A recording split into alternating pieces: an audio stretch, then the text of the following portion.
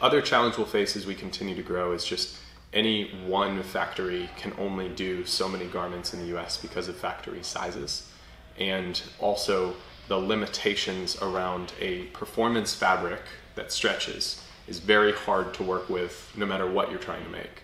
And then when you're making something as complex as a dress shirt with folds and refolds and plackets and collars and fusing and buttons and buttonholes, there aren't that many factories that can make the garment either. There are no shortage of challenges in building a product-based company, and in choosing to keep things American-made, we've chosen to add a few more layers of complexity and cost to that process.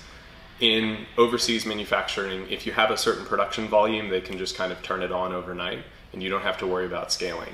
In the US, there aren't that many factories that are that big, so you have to work with multitudes of factories to be able to produce at a sizable volume.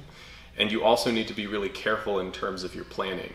If you add another 20% in capacity and then another 20% in capacity, and then all of a sudden you draw it back 30 or 40% because you have a slower month or because fabrics don't come through, or you just say, I don't want to make as much, you may have a hard time getting back on that factory production line, because those factory owners are paying those people every single day for work.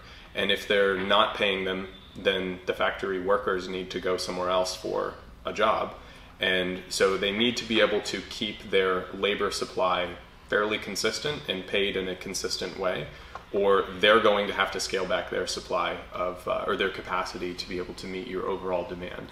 So if you pull back, you may lose that time because they're going to find someone else to fill it because they have to keep people going.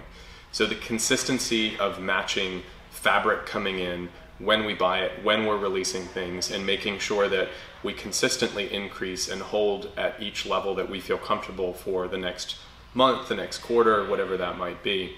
It's a very complex operation in terms of planning each step along the way. And when we release product, let's say we release product on January 15th, we need to make sure that we have everything ready to go on January 15th. So not everything is going to come off the line on January 14th. We are paying for goods at each step of the way when they come off the line, because you're paying for labor. It's hard to get terms on labor. So when you're going through that process, we're paying for finished goods December 1st, December 15th, December 31st, January 15th, all along the way to be able to release a full season and a collection all at once. You can't just rely on everything to come off at one time, pay for it then, and then get it out the door. So the timing of the production, the supply chain has been immensely difficult. And then as we continue to grow, managing our working capital needs to get the fabric in, to get the trims in, to pay the labor as we go, all of that makes for an extremely complicated set of decisions that we're truly going through every single day, a new set of decisions for things that are happening next week, next month, next quarter, next year.